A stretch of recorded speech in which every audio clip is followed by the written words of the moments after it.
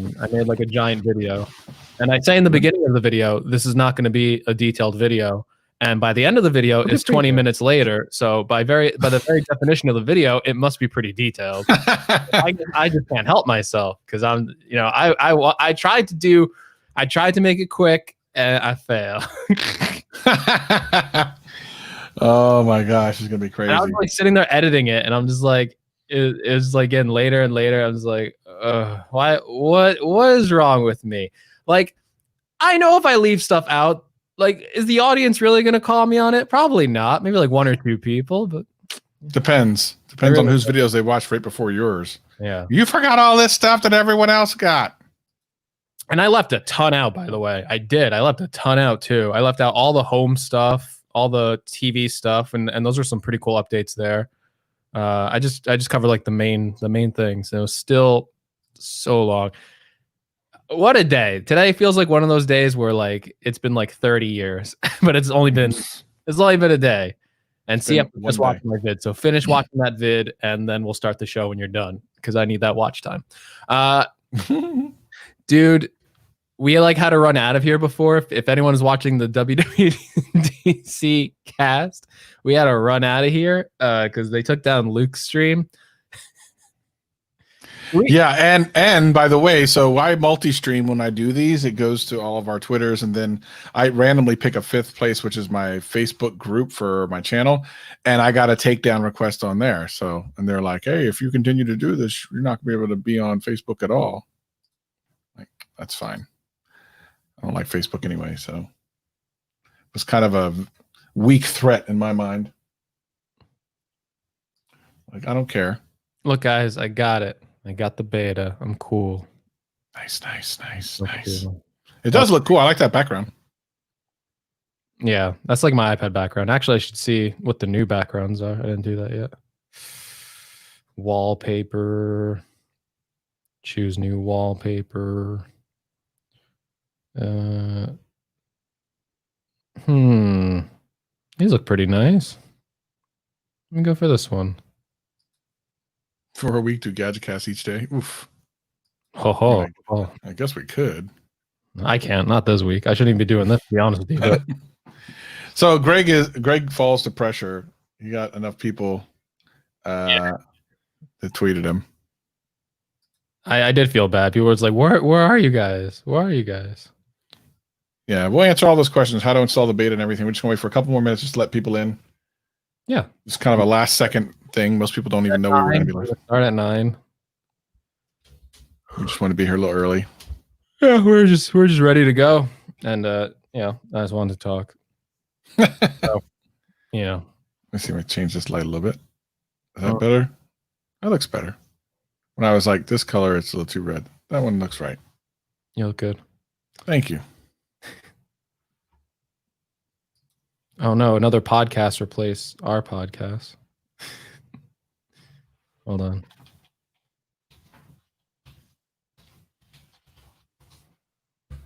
Look at that. Look at that Gadget cast widget. That looks cool. It's a widget? It's an actual Gadget cast widget? Well, it's a podcast widget, but I'm on the Gadget cast. So only true fans listen to the Gadget cast. Yeah, so picture works on Safari, not in the app. So there's nothing stopping it from not working in the YouTube app. It's not like Apple is saying we're not going to let YouTube do it. It's that YouTube just has to update the app to do it. YouTube's in control of the app. They get to decide what features are there. So YouTube has to add the feature. Which, granted, it's in a beta, so maybe we shouldn't expect them to even have that. But it's been a feature on iPad for a long time, and other apps like Netflix, Hulu, I think even Amazon Prime, Twitch, they all do picture-in-picture. YouTube doesn't. Why? I don't know. But now there's 4K YouTube on Apple TV, so maybe there's a glimmer of hope. All right. Looks like people are starting to file in. Still got a ways to go, but that's all right. Let's just get it going. Let's just get that. You never know how long this is going to be. We want to give it at least an hour. So let's do this. Ready? Let me just tweet it out and then we'll. All right. I already did. You can retweet mine. Or add your own. My own tweet. I see how it is.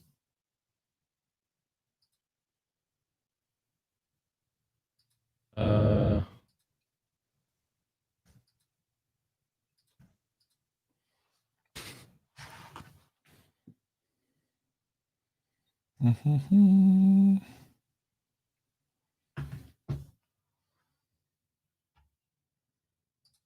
Mm. We're going to talk all about it, James. We got it, baby. Don't you worry. We got this. Oh, that's a great question, actually. macOS on iPad now. Yeah. Talk about it all. And then we'll do one more thing, and then we can go live, or then we can start. I keep forgetting which ear the logo's on. I know, me too. Nice leatherish. Order your patches now. I'll put my hat on. This is a hat episode. I don't have mine by me, I think. It's all right. It's okay. Someone was asking how to choose a color, but I guess you can't. I guess is it this color or the other color? I think it's your color, right? It should be, I think. All right. You ready to do this? Let's do this. Okay. Doing the countdown in 3, 2, 1, record. A special edition of the Gadget Cast, WWDC edition 2020. I am your host, Gregory McFadden, joined by the other guy who had to run out of the stream earlier this morning, Travis MCP. Oh, you're muted. So for the audio listeners, what we tried to do today is we tried to do a live stream for the WWDC, and we always had intended on taking it down. Let's just say Apple is super aggressive about WWDC, and one of our good friends, Luke Miani, who was on the show just a couple of weeks back, got his live stream taken down. So we quickly did the same. But ironically, I forgot that when I live streamed, I multi-stream, so I had it on Facebook, and I got a Facebook takedown. So that wasn't great. But you know what? The channel is fine. We were close to getting what is called a copyright strike, and it's not good. But we made it out. We made it out alive. I think we made it out like just in time. Now, you know what I think saved us? I told you to mute certain parts of the stream, and I feel like maybe that was like a timer reset for us, So I think we got it nice. And you know what? The ironic part is I didn't get canceled for once, so it was Luke who got canceled. So yeah.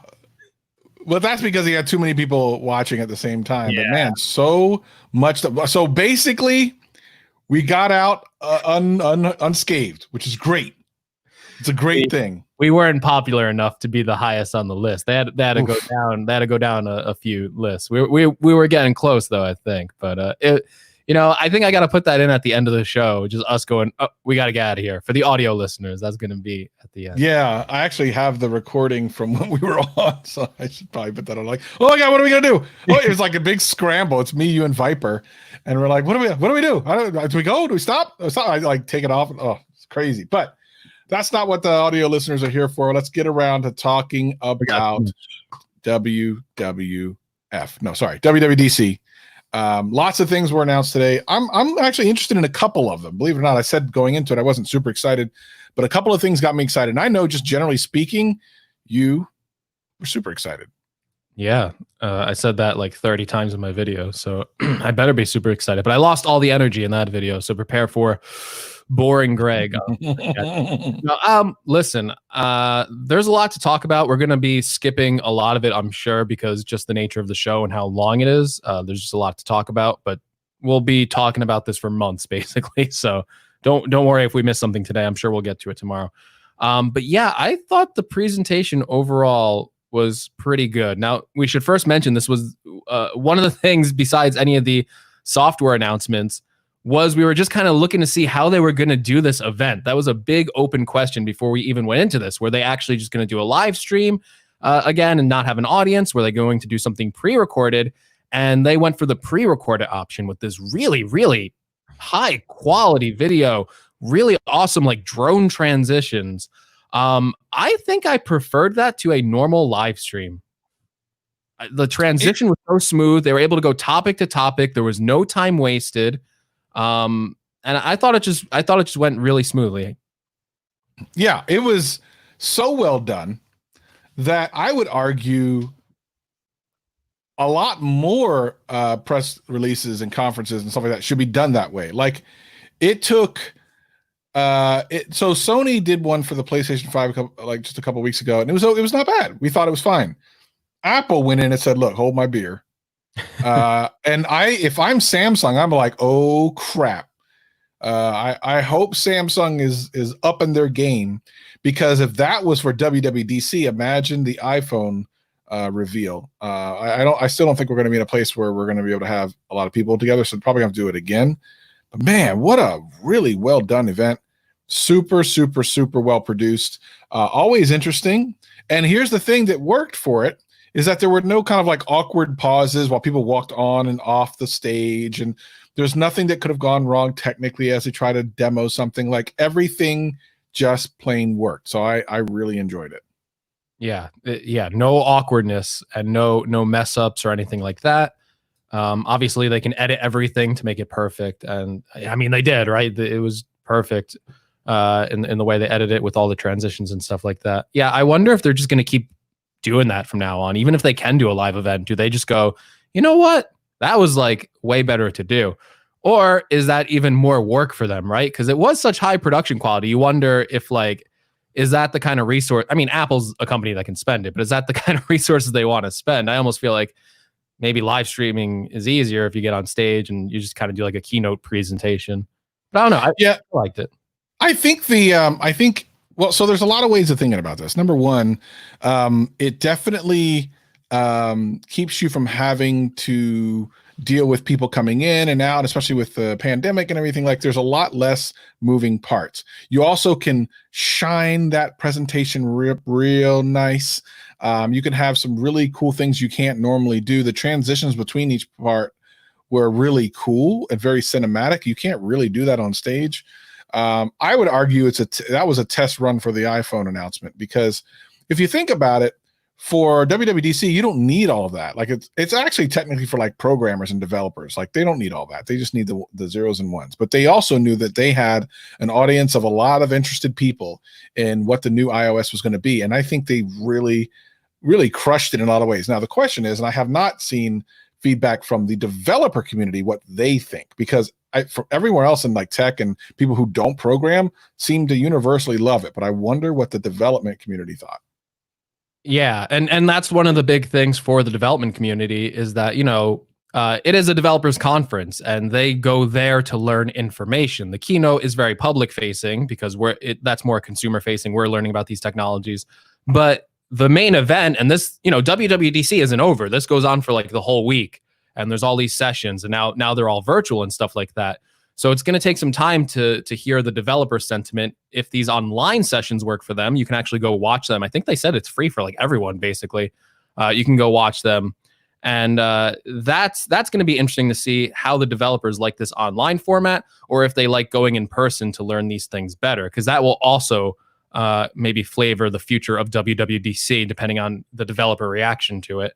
But, like we've been talking about a lot, human interaction is very important, and you can't make those very important human connections at a virtual event. It's a lot harder to do than when you can meet someone face to face, shake their hand and discuss like your app and stuff at the developers conference.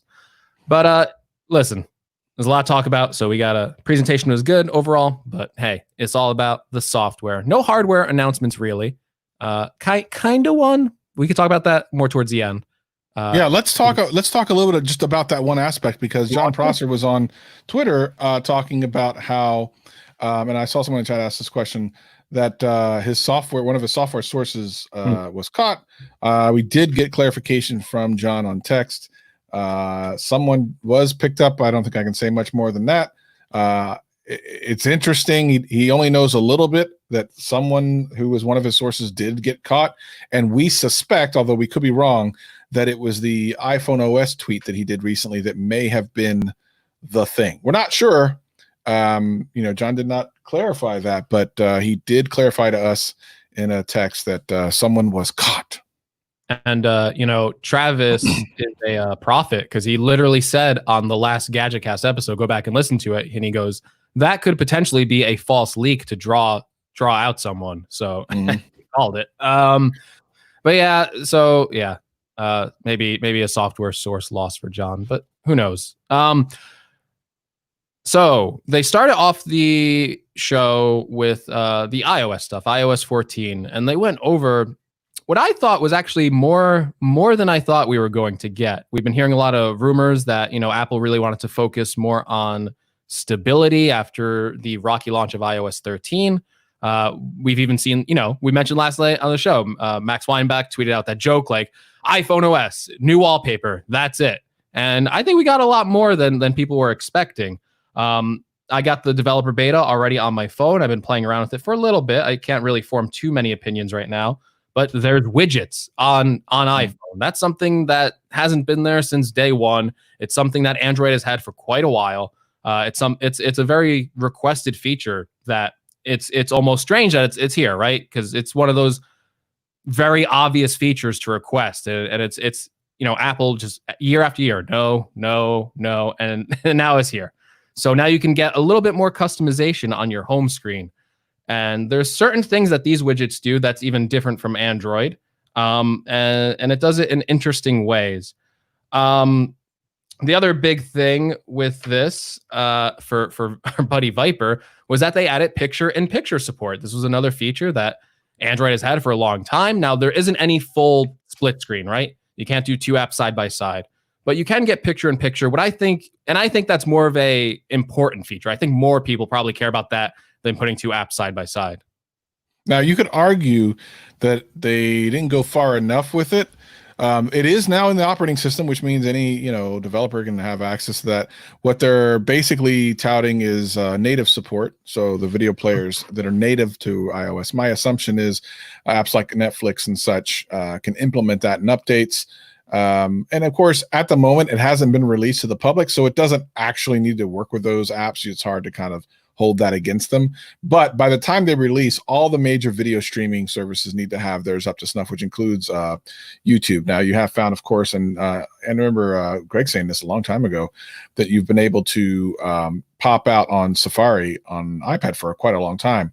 But I think the native being able to pop out the video for people who have never really had an Android phone, it's going to be surprising to them because it's something that's been on Android for a long time and something that I definitely appreciate. It's the first step to like a true multitasking.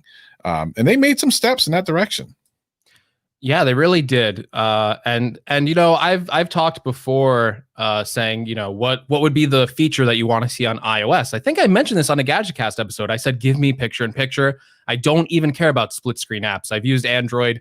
It's something that I use, but it's so rare that I don't even care if it's there. But picture-in-picture is something that when I go use Android, it's like, this is so nice. You back out. You really don't want the video to stop. You want to keep listening to it. And you want that, you have that little preview in the corner. The phone screens are getting big enough to the point where you can do this. Now, I do want to give you a live update because you said you don't know if Netflix and stuff works like that. Well, I got Netflix in the picture-in-picture right now. So, look at that. So it looks like all the picture-in-picture stuff that would work on iPad already works on iOS 14. So any app that supports picture-in-picture on iPad should work right now. The only one that doesn't work for me that I've tested so far is the native YouTube app. Now, I've talked about that a lot, that YouTube could implement picture-in-picture on iPad, and they haven't for all these years. So now the iOS install base for iPhone is much bigger than iPad. It's a way bigger pressure point for YouTube. So by the end of this beta period, when this is released to the public, you might see YouTube implement that. And I hope they do. I really feel there's no reason not to, especially when they have that feature on Android, right? There's really no reason not to. And it keeps people on YouTube longer. You would think they want that, right?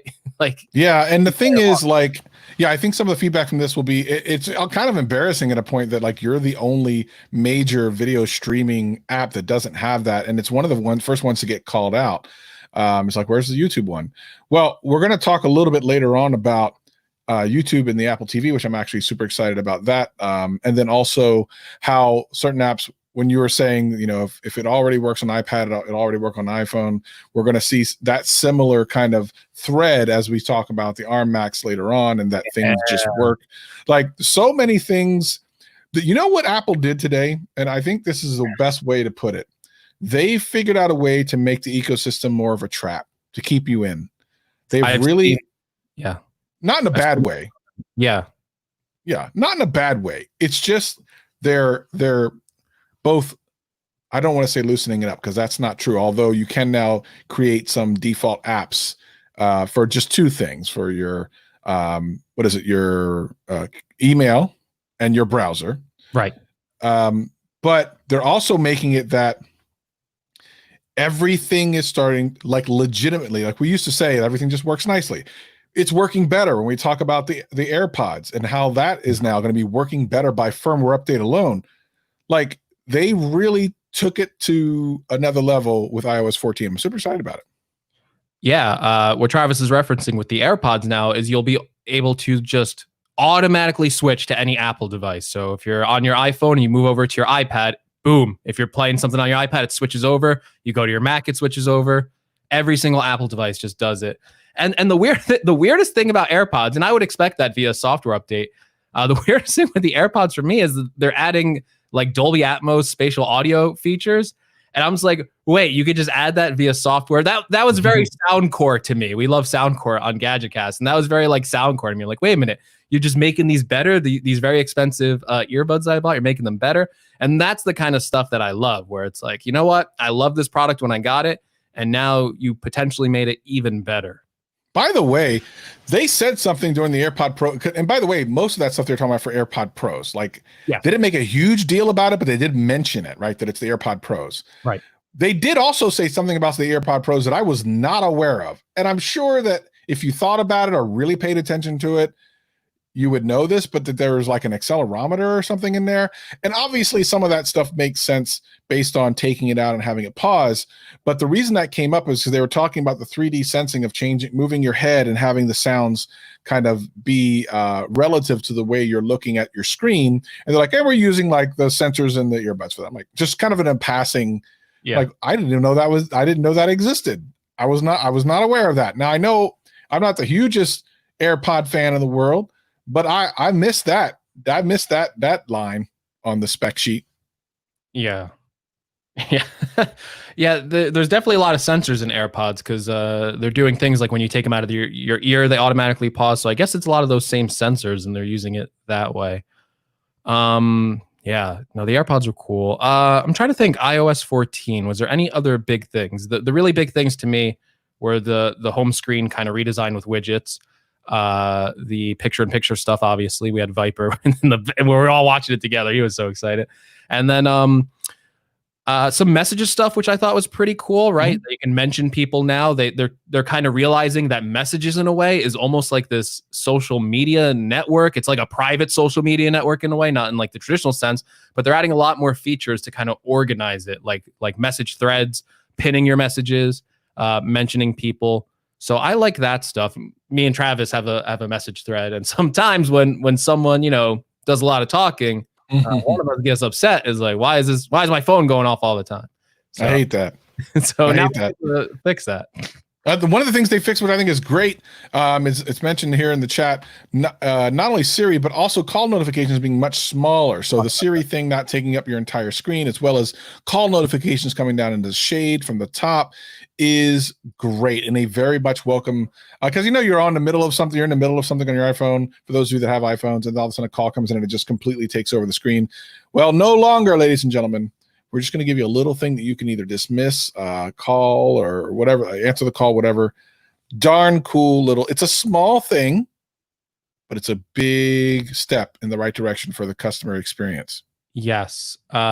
So I really like that phone call thing, especially, I like it on the iPhone and especially on the iPad, right? It's such a big screen. Why would you ever take up the entire screen? And that's where it really gets me, because on my phone, I'm expecting to get some phone calls. But when you do that thing, when you sync it up with your iPad and you can get calls on there, if you're working on something, it just takes up the whole screen. You're just like, oh my gosh, why is it doing that?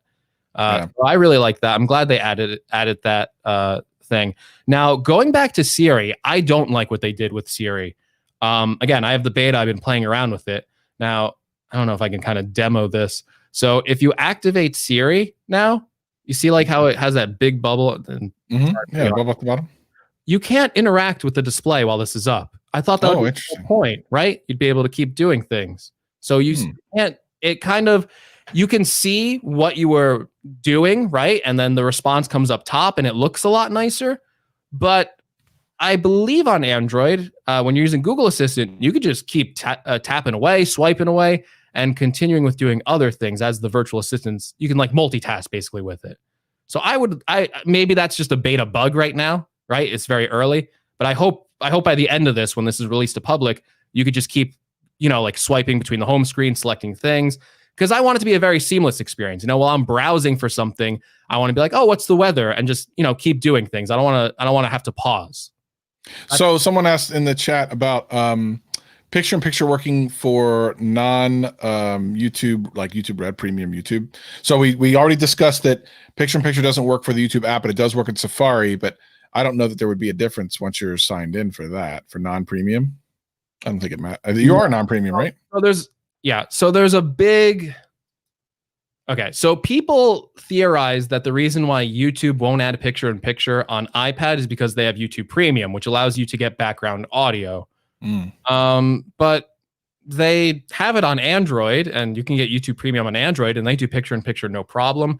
I think it's more of just like a software thing. People think if you get YouTube Premium, you could do picture-in-picture. You can't. You just get background audio, which is you can listen to it and not watch it. Yeah. So and go ahead. So here's a strange thing, and I saw this on Twitter. They added some like hidden features too. Now, I can double tap the back of this phone and activate shortcuts now, and you can set them how you want. So I'm going to try to do this live. I hope there's nothing. What a cool idea this is, by the way. You like that? I think it's an interesting idea. I'm going to double tap the back. So I have it set for notification center. There it is. There it went. That's really strange how they're doing that. No one even thought that. I've never heard of. You know what it is? It's similar to Android fingerprint sensor on the back where you could scroll down. But someone thought, well, we don't have that on the back. Is there any way we can? There's so many sensors in this thing. If you just tap it, can we? And that's cool, man.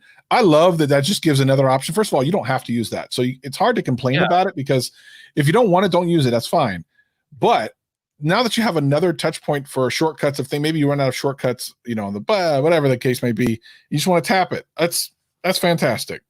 Yeah, and you can like set it, and then you could do a triple tap as well. So you can have two distinct options back there for a shortcut. And I really like it. And it seems to activate every time I do it. Like you would think like, oh, maybe it's like very like, hit or miss, but it seems to do it every single time. So that's cool. Like they just added like another input method on the iPhone, like out of nowhere. And you're right, that's really cool when they start adding stuff like that. Let's see. I think again, there's so much stuff to cover that we're probably going to be coming back to it in Gadget Cast for like the next couple of months. Stuff. But we should probably move on to iPad stuff. Now, you use the iPad for a lot of like professional stuff. Was there anything in there in particular that you saw that you really liked? Not specifically for the iPad, but more about things that were talked about on the iMac for the ARM, because that means a lot more for the iPad in the future. What we saw on the iPadOS, I don't even remember any particular big thing. The scribble thing was okay. Yeah. Like, okay, that's cool. What was the other thing? What was the other big thing for the iPad? So I said this in my video as well. I really feel like the iPad wasn't that big of an update. I really feel like that was last year. And I really feel like it kind of got the short end of the stick this time. However, there was one distinct update, which really isn't like huge when you kind of think about it. And I do have to mention something after this. They added a sidebar, which is basically like a menu bar on the side, which will help you like select things faster, right? So in like the Photos app, they have the library for you, albums. It's like a list view, right? And you can just, instead of like hiding that stuff behind like user interface on like the top and stuff, it's always there, very quickly accessible. It reminds me a lot of Mac apps, right? There's always like a constant sidebar or menu bar. And I feel like, and we're going to probably talk about this more towards the end, there's this transition happening where the iPad is getting more Mac-like and the Mac is getting more iPad-like. And instead of one going in either direction, they're kind of meeting in the middle. A lot of people are assuming that, oh, the iPad's going to take over the Mac. And I think the opposite, well, not the opposite, but it's different. They're meeting in the middle and borrowing features from each other. And this feels very Mac-like with this sidebar application. Now, again, we have to use it and see how it impacts our usage of the iPad. You're talking about the Apple Pencil stuff with the scribble, some handwriting recognition stuff. That's cool. But nothing super groundbreaking here. Now, I want to talk about widgets on iPad real quick before I lose my thought. So this doesn't make sense to me. And again, these are very early betas, right? Things can change. And by putting this out there, maybe Apple changes this. How do you take the iPhone, which has a way smaller screen than your iPad, and you can take the iPhone now and you can put those widgets anywhere on the home screen and you can customize them. You can make them like a little square, or you can make them like a really long square that takes over the whole top, right? Mm-hmm. On the iPad, the widgets are just on the side still. You can't put them anywhere on the home screen. I don't understand that.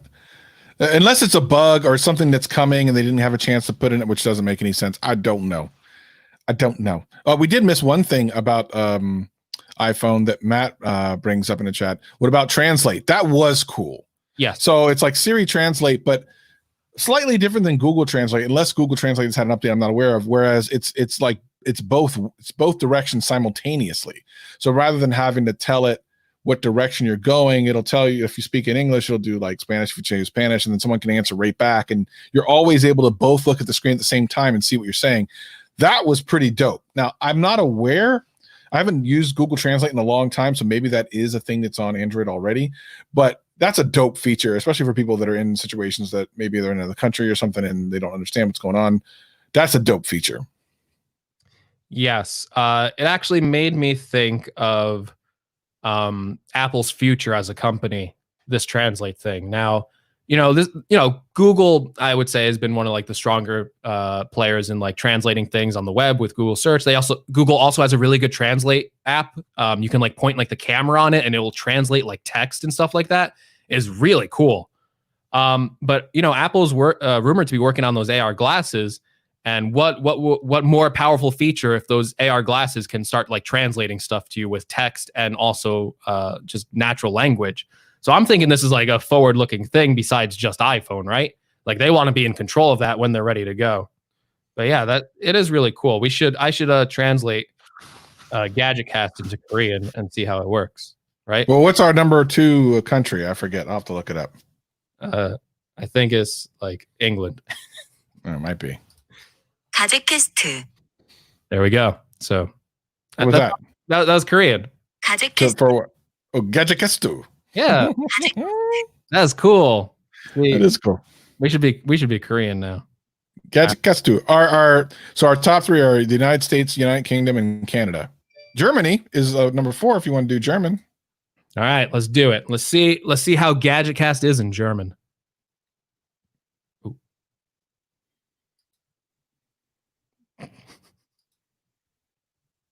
Gadget-Cast.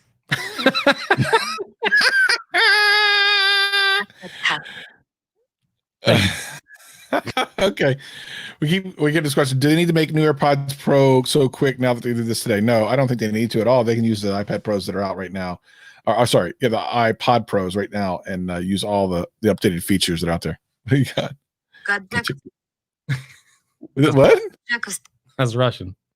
Oh, Japanese. I love that. Let's see. 요상. I doubt that's what it's translated to. Anyway. No way is that. Actually, you know what? Don't forget, one of the people in live chat is over in China right now. You probably do it in Chinese for us. So, okay. So a little bit of iPhone, a little bit of iPad. What's next? What else happened? Did you want to talk about any of the tvOS stuff? I feel like briefly, yes. Yeah. One thing, and I've talked about this on my videos, and then of course here, I use the Apple 4K TV for my Apple TV 4K as my streaming device in my living room. I don't even have cable or satellite anymore. It's my main way of viewing stuff, and the vast majority of content that I consume on that television is YouTube. And it's the one place where it falls down. It is currently, to my knowledge, the only streaming device that does everything, all the different platforms in Dolby Atmos and Dolby Vision, of which I can support both of those. So trust me, I know. Roku was close, but it didn't do Dolby Vision. And the Amazon Fire Stick does Dolby Vision and Dolby Atmos, but not on all platforms. Apple TV does. So it was the one that made sense for the living room. But, and I've said this for a while, YouTube is not in 4K, which is really, it looks good enough. I'll be honest. The upscaling on it's great, but it's always been a pain point. But now they didn't even mention in WWDC. It was in a note about Apple TV OS 4K on YouTube on Apple TV. Super excited for that. I'm not gonna lie, super excited. That's it. It's now the ultimate TV streaming box, right? Like that was the big thing that it lacked was YouTube 4K, and we watch so much YouTube, and now it's like, all right, that's it. Is the ultimate streaming box? They did it? But the question is, because for people who don't know, there was a big kind of standoff between Apple and Google, and the question now is, did one of them give in to the other, or is Apple only supporting this for I think it's VP1 or something, the new codec on YouTube? That's really the question, is because something else like this happened very recently on the Apple TV as well. I feel like there's a different team working on Apple TV. Earlier this year, they did a deal with, I don't know if they did a deal. We don't know how it happened. Amazon for the longest time was a holdout, allowing you to rent movies from their service on Apple TV because Apple TV takes a cut. Then randomly out of nowhere, they started allowing it. You can now buy and rent movies on Amazon rather than using Apple TV or iTunes or anything like that. And we don't know why. Like, we don't know what happened. Obviously, some type of negotiation happened, and now it's happening again on YouTube. But it's really interesting. I believe that there's someone or some group of people on the Apple TV OS team that's like, look, there's just some things we need to, this will be the #1 streaming box. I mean, it probably already is, but like, really just take away any of the things that are blocking it, and this will do it. And I'll be darned. There it is. Yeah.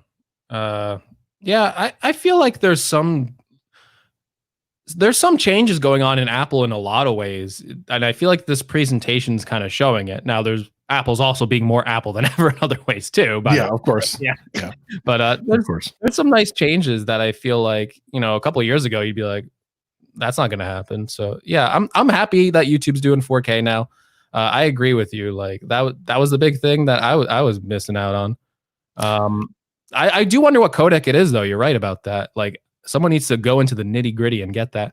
I got to get that beta too, because I think it's just ready in the beta, like right now, YouTube 4K. So for the Apple TV, and I hear like installing like an Apple TV beta, it's like the lowest risk thing in the world. Oh, really? Yeah, at least from past experience. I don't know about this one. Now everyone's gonna be like this, and you can also audio share too with AirPods, or like like any device that uses AirPods. You can have two. You can have the signal go to 2 different AirPods from your Apple TV.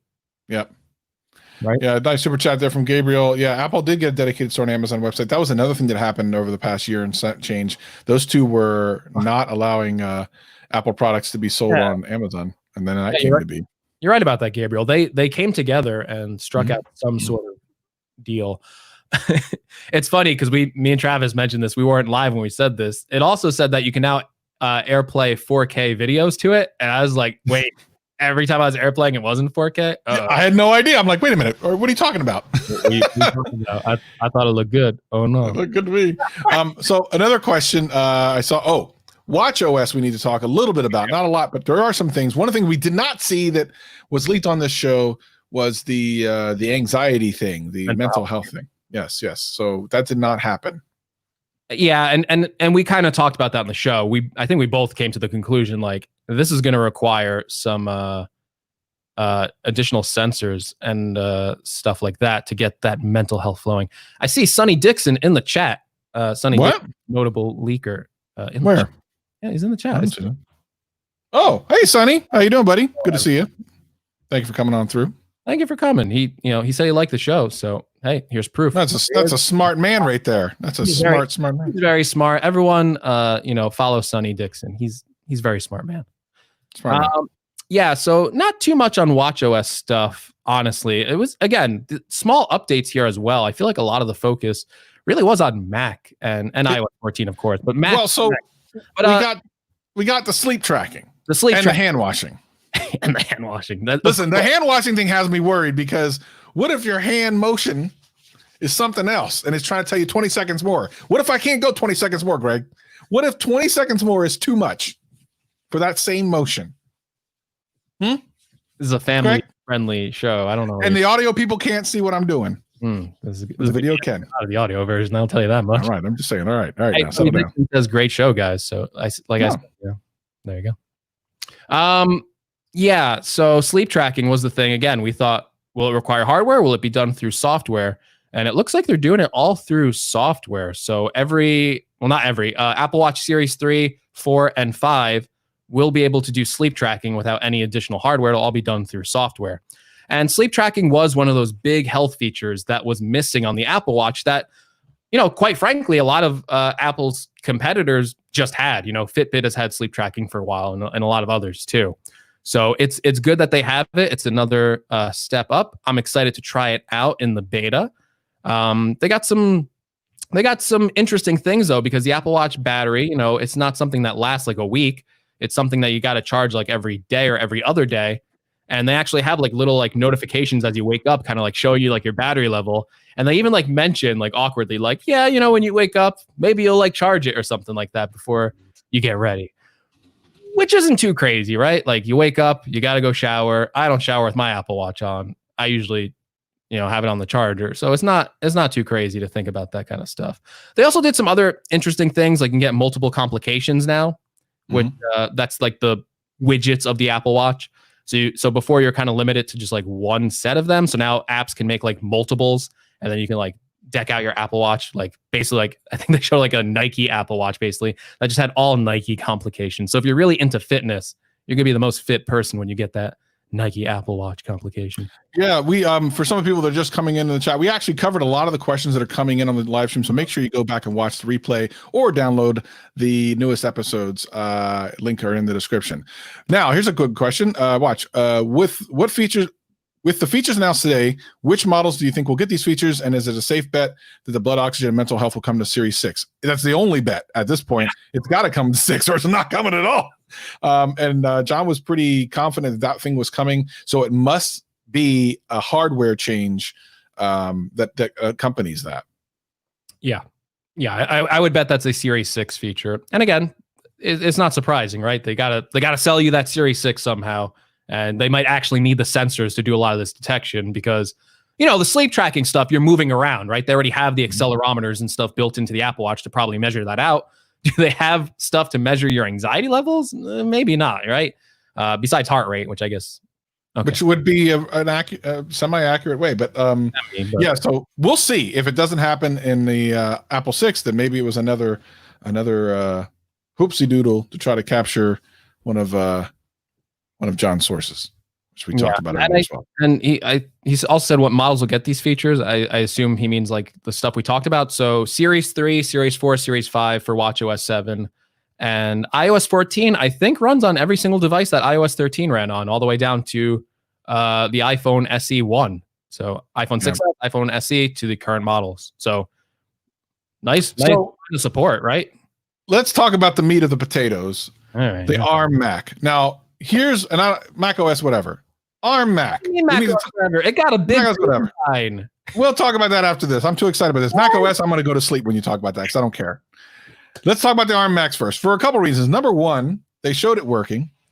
And they showed it working with the processor on the 2020 iPad Pro, which is the biggest thing because for a couple reasons. Number one, I've been complaining about the iPad Pro 2020 for a while now because I didn't think it was a big enough leap over the 12Z or the 12X. Sorry.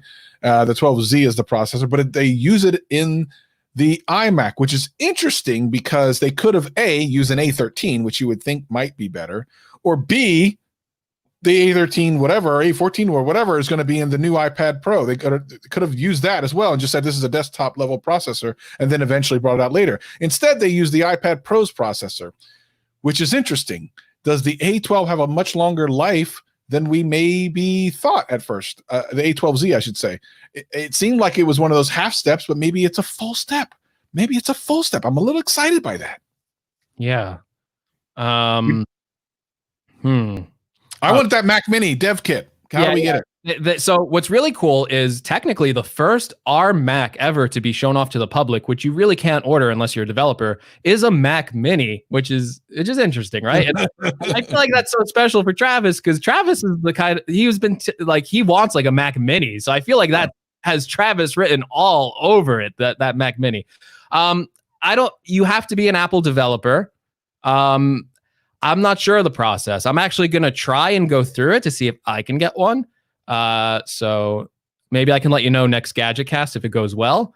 But I guess you go on the developer website. There's probably a section to apply for a developer kit. I don't know if you need to just apply for it, pay for it, and they send it to you, or you need to be like, show us some proof that you're working on some apps, which might be the case. And then also, if you do get that dev kit, you have to you can't like take pictures of it. Luke Miani posted about this. You can't like show anything off. You can't even run benchmarks on it, or else Apple lawyers will come down on you really quickly. So if you're planning to like show it off in like a video, don't.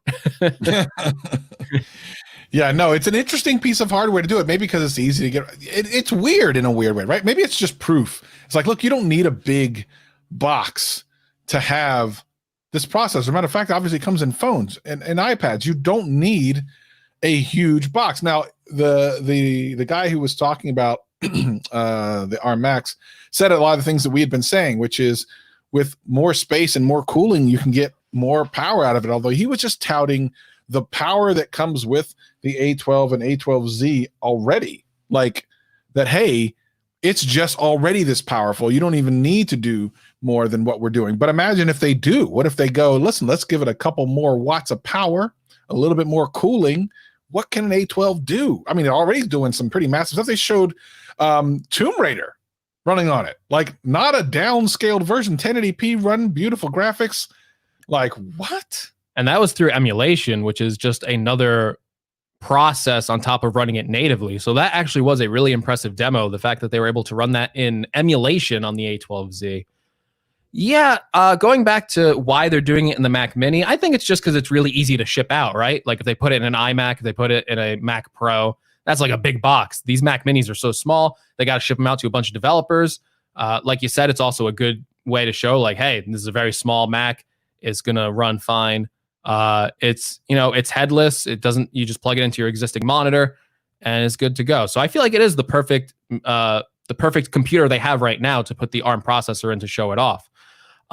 It's going to be very interesting. Again, the developers can't post about this Mac Mini, but how is the benchmarks going to be on it? There's a fan in there. Can they overclock these chips even more than they were going before to hit the thermal load? Do these development kits maybe not even have fans in them? Maybe they're going, you know what? Let's take the fans out. Let's make it completely silent. There's so many questions about this kit that I would love to get my hands on. Even if I don't cover it for a video, I just want to know these answers for myself. But yeah, we've been talking about this ARM transition for so long, and now it's finally here. And the crazy thing to me is that they're saying that this transition is going to take 2 years total. 2 years total to phase out every Mac, they said. That means, not only MacBooks, but the iMac and the Mac Pro.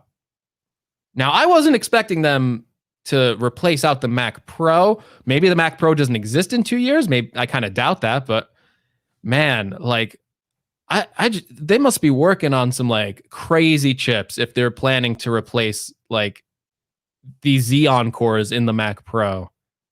So it's going to be interesting to see that. And another strange thing was Tim Cook actually said like, hey, we got more Macs coming out this year. We actually have some more Intel Macs coming out this year. And by the end of the year, Travis, they're selling an ARM Mac by the end of the year. They said that. I might buy that. That was a big one, right? Like I might buy that one. Even Mark Gurman in Bloomberg was saying, hey, these aren't going to go on sale until 2021 next year. So that just blew everything. And what do you think? What do you think that ARM Mac is going to be? They're going to ship at the end of the year. It can't. You think? I mean, they were showing that it was powerful, right? I think the more interesting thing will be pricing and how they themselves rank it against Intel Macs and stuff. Things that are already out. Like what position are they putting that in their kind of overall like when you're marketing a product line, you basically have your better, best, and most bestest, right? What is this going to be? Is it the budget? Is it the better? Is it the best? I don't know. It's got to at least be second, right? If they're betting everything in their company on this, they kept calling it Apple Silicon. The first one is going to have to blow people away, right? So even if it's like, say it's like a super portable MacBook, it's just going to be like, it's going to be as powerful as the next generation of iPad Pros, which if they're coming with like, again, we're on, like Travis said, the A12Z, which is an A12X basically. So we're going to go 2 chip generations ahead for the next iPad Pro with the A14. And that thing is going to be, if history has any indication, crazy powerful. And if they can put that in an iPad, they can put that into any of the current Macs. And it will probably be one of the fastest computers on the planet. Which is really funny to say for a mobile processor. What do you think? Now, Intel had to have known this, right? Intel had to have known this going into this. Do you think they learned like everyone else, like, No, they had to have known. They had to have known. The rumors were there. It's too much money for them not to know, right? And they work with Apple, so they're able to know product roadmaps and stuff like that. The strange thing is, though, Tim Cook said Intel Macs this year too, and there's rumors that there's going to be another Intel iMac coming out this year. And who buys that computer? Me, probably, but who else is at the computer going, well, I better get the last Intel Mac? People who don't know. And there's a lot of people who are Apple fans that don't know. Yeah. And, when they were doing this ARM transition, I knew they weren't going to announce any Intel iMac after that. They hyped it up way too much to the point where, like, no wonder I bet they had that iMac ready to go. And they were just like doing the presentation. And they're like, if we announce an iMac after this, that's going to look like awful. Like, we do this like website refresh in like a month. Everyone forgets that not everyone forgets, but people aren't as focused on this ARM transition. And like you said, people will buy it. And some people might not know about it. Also, we don't know yet how smooth this transition is going to go. Apple said a lot of nice things on stage, that it's going to be super easy. You really don't know that until these things start shipping. You really don't know. Like they said, it'll take days for developers to recompile their apps. They kind of said that when they were doing Project Catalyst, and that turned out not to be true for a lot of developers. So will a lot of these third-party apps you like work on this ARM Mac? Maybe not. Apple says they have all their apps already running on it, which isn't surprising to me, including Final Cut Pro and Logic Pro. They were very specific to point that out because that's a very important app to a lot of people. So yeah, maybe it wouldn't be a good idea to buy the first ARM Mac based on that kind of stuff, but we talked about in previous Gadget Cast episodes that, and even matter of fact, last episode, which hopefully I think almost no one's going to listen to after this one goes up, but you probably should just put this one up tonight. But that you would need to, in advance, give devs a lot of time with ARM hardware to move their stuff over. Now, Apple's saying the transition will be easy for devs, which is nice. That's great. Having said that, I still had doubt that we would hear anything about an ARM Mac today. And even if we did this year, I would be like, nah. It's crazy. It's insane that is happening. It is way ahead of anyone's predicted timeline. And we don't know what shape it's going to be in. It could be a Mac Mini, right? They might go, let's just ship this Mac Mini that we gave to developers. It could be an iMac, which I think actually might be a smart move for them. Go, like I said that on Gadget Cast. Go super powerful, blow everyone out of the water. Go, hey, this is the fastest computer on the planet. Forget mobile. We're going right for desktop first. It could also probably be a MacBook that's super thin, slim, battery life, kind of like the iPad of MacBooks, and go for that route. Now, we've also talked on Gadget Cast about, and this is kind of going back to the conversation we're having before, of pro applications on iPad, Final Cut Pro 10, Logic, all that stuff coming over to the iPad. At the end of all this, were you just not convinced that next year at WWDC, they're just gonna be like, Final Cut's on iPad now, because obviously it runs on the ARM Macs, it's all the same processor, and there it is. It's on iPads now. Right? It would be weird if they don't do that because someone's going to hack it over. You know what I mean? Like someone's going to figure out a way to hack it over, so they might as well do it officially.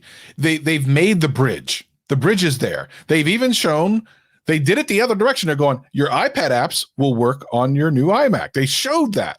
For whatever reason, they didn't go the other way. Now, that to me was a little bit weird, but maybe there's a reason for it. Maybe they don't want that. Maybe they're afraid it's going to cut into things. But at some point, you're going to have to address it, and you need to address it by allowing it. If you don't allow it, it would be just weird. So I think it's more user interface. Like they got to just make sure the user interface is right for Final Cut to be on iPad, because they don't want you to.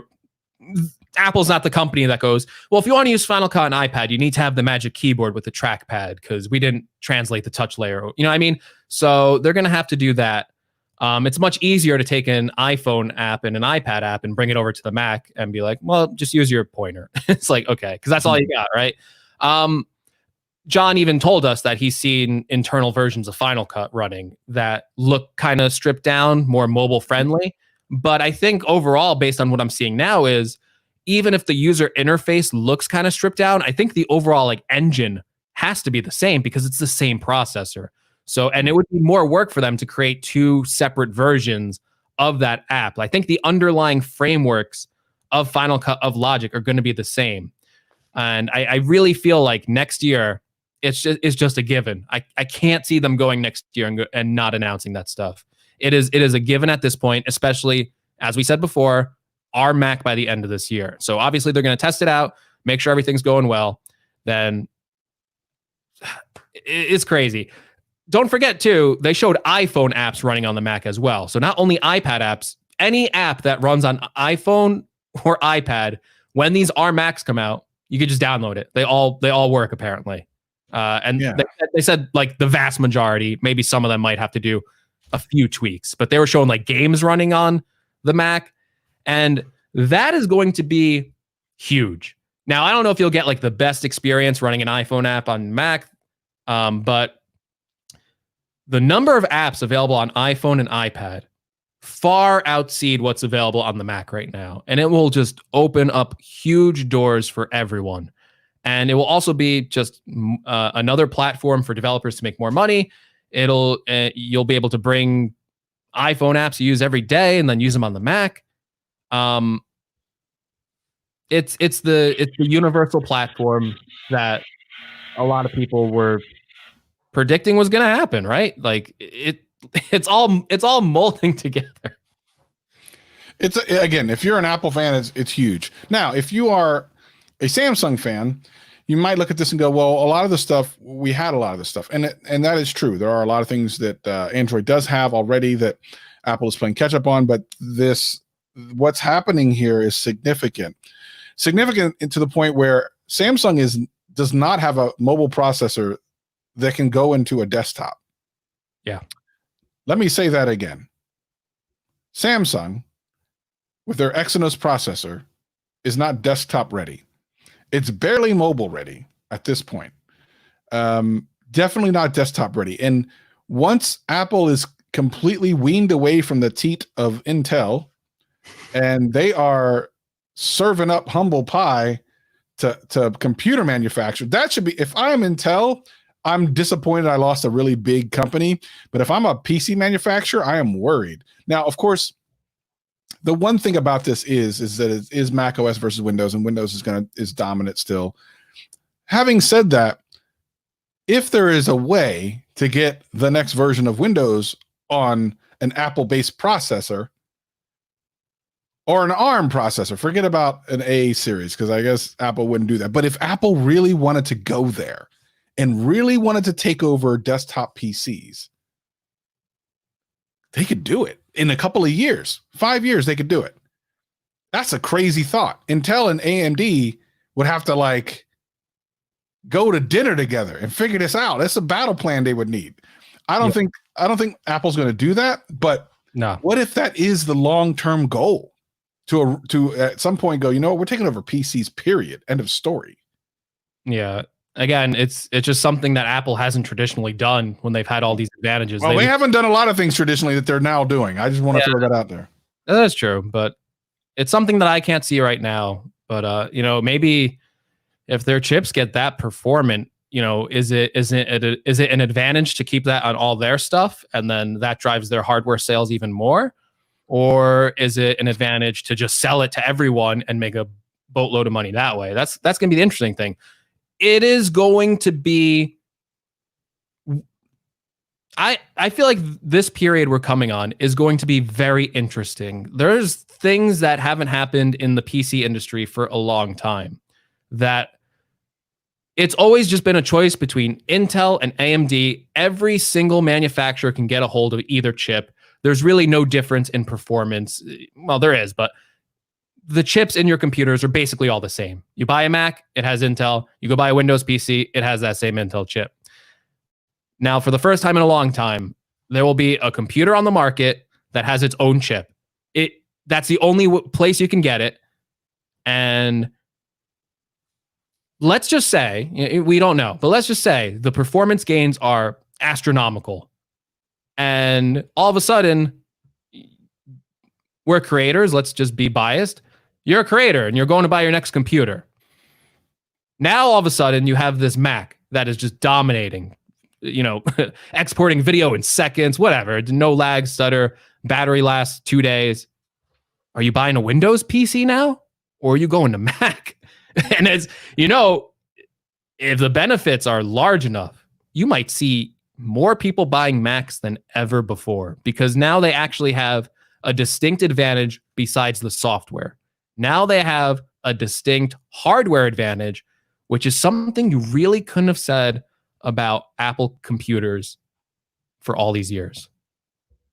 Man, it is what it is, man. It's going to be a very interesting time as the tech community looks at what happened with Apple today. They kind of set off a nuclear bomb, and we'll see what like Samsung does. Is Samsung suddenly go, well, we want to have our own version of that. We want to have like a true ridiculous ecosystem with computers, which they have kind of.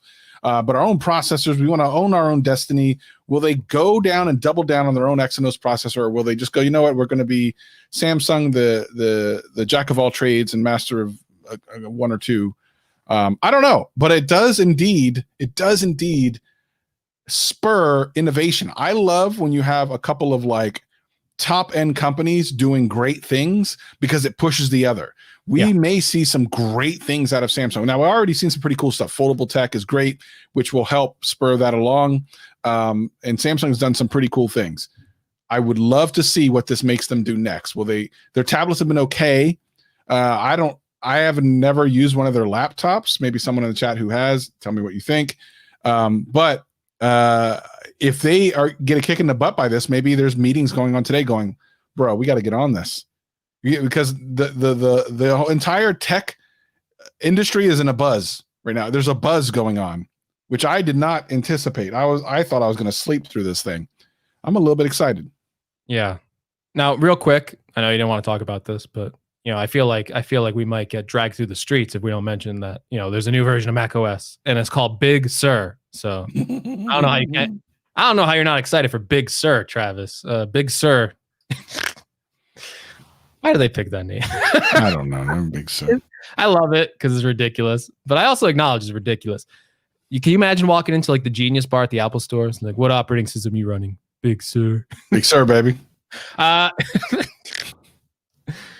So the interesting about this is technically macOS 11, which they've been on macOS 10 forever. So they're completely acknowledging that this is a new step forward for the Mac. And the Mac, and I just want to mention this really quickly, we don't have to spend too long on this, but the Mac user interface is getting a lot more iPad-like with its design. Like we were talking about with the iPad getting that sidebar feature, the Mac is also shifting closer to the iPad. They're coming together, meeting at the middle, and there's a lot of UI elements that the Big Sur version of macOS is borrowing from the iPad. The control center looks very similar. The notification looks very similar. They have widgets now. A lot of the new apps that are coming to this, the Messages app, the Maps app, they're all redone in that Catalyst version. So it's basically using the same code base as the iPad version. And you're seeing those platforms pushed together. The dock is also redone a little bit too. They're actually changing the icons. They're giving it more of a visual refresh than I thought they would, based on where the Mac was a few years ago, right? A lot of people thought it was a dying platform, that Apple wouldn't be supporting it forever. but the amount of initiative that they are putting in to the Macs right now really does require a lot of effort. And the Mac isn't the biggest selling platform. iPhone is by far their biggest selling platform. The iPad is also a better seller than the Mac. The fact that they spent so long on not only Mac OS, but going over this whole transition and saving it for the end of the show, it's an interesting thing because it's not their big money maker. I don't think it would ever even become their big money maker, even with all this excitement we have personally for it. But it's nice to see that they're giving as much time to the Mac now, where before a couple software updates, you're not a Mac guy, Travis, but a couple software updates ago, we were just getting like, oh, it has dark mode. That's you know what I mean? Like this is a major software update for the Mac, and I'm excited to dig through the beta for it. We don't have to say much more about it because honestly, it's a lot of design stuff and a lot of under the hood stuff that's basically there for this ARM transition, right? And that's really where it's going to show the advantage. Yeah. It's interesting. WWDC was full of surprises. Some things we knew, lots of surprises, and a lot of excitement. And if you have older products, one thing we do have to mention, iOS 14 supports still the iPhone 6S, which is pretty amazing. iPhone Your SE original. What are widgets going to look like on that? I got to go boot that up. I got an original SE. I should boot that up and put like, what is that going to look like? Apple Watch Series 3 also continues to get updates. Let me tell you something. You look, it's hard, huh? Not the 2. Not the 2. Like I just did an Amazon renewed video and I said, don't buy it. Listen, at the end of the day, a really interesting day. We almost got a copyright strike, but we dodged it. We got to see some really amazing things during WWDC, and of course, we gave you another Gadget cast. I don't know. I'm spent. I'm spent, Greg. Are you spent? I'm also spent. I just wrapped up a video, hopped on the Gadget cast. You know, I just want to say we weren't planning on doing this, and you guys with the Twitter things, you guys forced our hand. I saw so many like tweets going, "You guys coming back on? You guys coming back on for after the show? You gonna do a Gadget cast tonight? When are you doing the next Gadget cast? We need to know your opinion." So, you know, hey, that worked for us, so clearly we are easily to we're easy to peer pressure, especially Greg. But we will be back again. Probably Sunday, unless something else happens. You never know. Never know. It could happen. Everyone else can sit back and relax. We'll do a little aftercast. But for everyone else, he's Greg. I'm Travis. Thank you so much for joining us. We'll see you next time. Whew. There we go. These are always very hard to do for people in the chat because there's just so much information to go through. You miss a lot of stuff. You're still processing everything that just happened, right? This, you know, I haven't had enough time to really think about everything going on. So at times if you go back and listen to it, you just kind of sound stupid at points. Like, words and things. Did you hit record? Jeff says, "Oh shit." I know I did. Did you? Yeah, I know I did. Did Luke survive? I've been DMing him a little bit. He's in the middle of editing a video. He would have come on, but he's editing a video. Did you ask him to come on? I did. He said he would have, but he's in the middle of editing. And then he was wondering if he's going to get the super chats from his canceled live stream. He said 2 minutes in, he got the copyright. He said called it a copyright warning, although it's technically a strike, but not really. It's like it's a warning strike. And yeah, it's going to be interesting. Will they make it a HomePod Mini? Nicholas wants to come on Gadgetcast again. Are we doing any questions? What do you think? I've got to get it's 7:00. I have an edit to do for my next video. I don't have time. If you want to, you can, but I don't have the time. Sunday though. Let's start from meeting. So the PS5. Sorry, Nicholas, we'll do that Sunday. So save your question. Come back Sunday. We'll answer anything WWDC related. Like Travis and I said, you know, this is gonna be an ongoing discussion going forward. And it was a long day because we actually did watch the thing together, and then he shot a video and I've got to edit a video, and it's a long day, but you know, thank you so much for joining us. We got almost, concurrent 100 between like all of our social media. Hey, for a last minute live stream. Wow. Thank you guys so much. Not bad. Thank you guys so much. I don't know. Yeah. Really appreciate it. All right, everyone. Listen, we'll see you guys next time. Peace and love, and follow us on the Twitter tweets and all the other things. Yes.